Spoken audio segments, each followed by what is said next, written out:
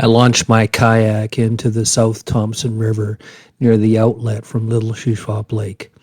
I paddled up the channel into the middle of the lake and then headed over to the north shore, going along the shore for quite a ways and back. It was a cool spring day with a little bit of wind, but still a nice day to be out on the lake in my kayak.